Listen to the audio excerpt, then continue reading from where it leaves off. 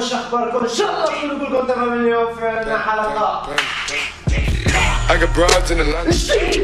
اعطوني الانترو.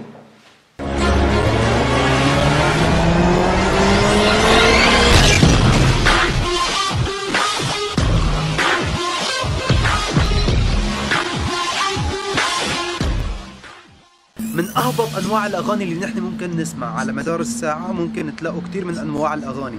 يعني ممكن تسمعوا أنتوا على سبيل المثال بغنية ركبنا المرجيحة، هي جديدة على السوق، أنتوا عم تسمعوها بجديد. ركبنا المرجيحة حلوة أو مريحة. في غنية تانية كمان إذا بتسمعوها هي تبعيت أيوة أنا بحب أختك وما بعرف شو من هالحكي. يعني ما كأنه وصلنا لدرجة من الانحطاط زيادة عن اللزوم. أيوة بحب أختك بس عمري في يوم ما خنتك. هذا الفن اللي كنت عم بحكي لكم عنه انه هو بيصعد فوق النجاح بكتير، بس هيك موضوع ممكن يضرب هيك، يجيب مشاهدات ما بعرف كيف، ممكن يجيب اشتراكات ما بعرف كيف. شو السبب انه ممكن هذا الفن تلاقيه انه انجح من غيره بكتير؟ اول الاسباب بانه اول شغله الفشل تبعه كتير عالم ممكن تتكلم عنه، فبنفس الوقت هذا ممكن يجيب لك الشهرة. تخيلوا مثل غنية انه مثلا ركبني المرجيحة ممكن تجيب لك 5 ملايين مشاهدة، تجيب لك مشاهدات ومتابعات خير الله، بس لهالتفاهة هاي اوكي ممكن تقولوا الغنية هي ممكن تكون تافهة، بس شو مشان الصوت كمان. وصلنا لحد كتير كبير من التفاهة، وصلنا لحد كتير كبير بالزناخة كمان. يعني مثلا اول غنية مصرية طلعت اول شيء هي غنية ايوه انا بحب اختك. ثاني غنية تبعيت الموز وما موز، وما بدي احكي بتفاصيلها زيادة، يمكن اذا سمعتوها تعرفوا شو معانيها. شو بحب أكل الموز والبلد منه قد تحت القانون، والصومالي بيهدي بس مش حنون.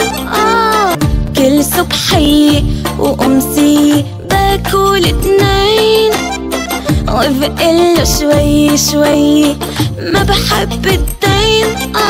أغنية مريم كلينك.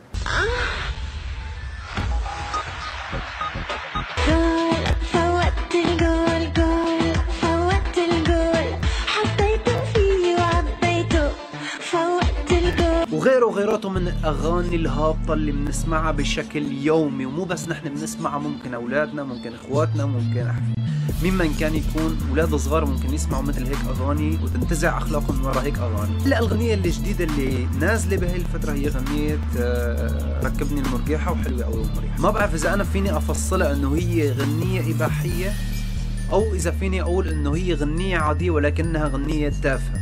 هلا ممكن نقول الغنية تافهة بغض النظر انه هي مثلا اذا حلوة ولا مو حلوة، بس ايضا كمان الصوت كتير بشع. يعني صوتك مو طبيعي انت، يعني صوتك عن جد بشع. يعني اسمعوا صوتها، لا صوت لا اداء لا اي شيء. اكبر الفنانين او كل شيء عم يبلش بالفن عم يبلش بشكل رديء وبشكل انحطاطي كبير. على حساب ايش؟ على حساب طبعا الشهرة، طبعا من شان ينشروا بغض النظر اذا في شيء بعقلها لهي المخلوقة لحتى تنزل مثل هيك غنية. بس يعني ما بعرف وين ممكن اسا كمان نوصل، من اول اغنية تافهة لثاني اغنية لثالثة للرابعة للخامسة. وطبعا هذا الشيء كان من زمان كتير لحديت الان عم يصير. يعني لا تحسبوا انه هي موجة جديدة عم بتصير في ساحة السوشيال ميديا بشكل عام، لا هي شغلة قديمة كتير صارت، ولكن لما الفنانين عم يشوفوا بانه هذا الشيء عم يجيب ضجة أكبر من الأغاني اللي هن عم بيسووها، فعم يبلشوا بالشكل الانحطاطي وعم يستمروا بالشكل الانحطاطي هذا. على حساب شو؟ على حساب إنه هن ممكن ينشهروا من وراء هذا الشيء اللي هن عم بيقدموه. طبعا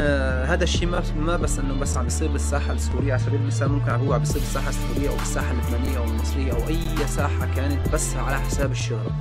فدائما لما انتم تسمعوا هيك اغاني خلاص انتم حاولوا قدر الامكان ما تسمعوا هيك شيء، وهذا الشيء فقط بس من شان الترويج لاغانيهم لا اكثر ولا اقل. وفي منهم ما بعرف شو اذا في شيء بعقله انه حتى هيك عم يقدموا مثل هيك اغاني. وبس اخواتي هيك نحت على اليوم. لا تنسوا باللايك بالشير بالكومنت بالسبسكرايب وغيره غيرات، واذا كنت انت ما تنضم لعائله الجيش لا تنسوا تضغطوا السبسكرايب وتفعلوا الجرس من شان يوصلك كل جديد. بحبكم كثير، كان معكم اخوكم البيض اخي، ربكم جميعا والسلام.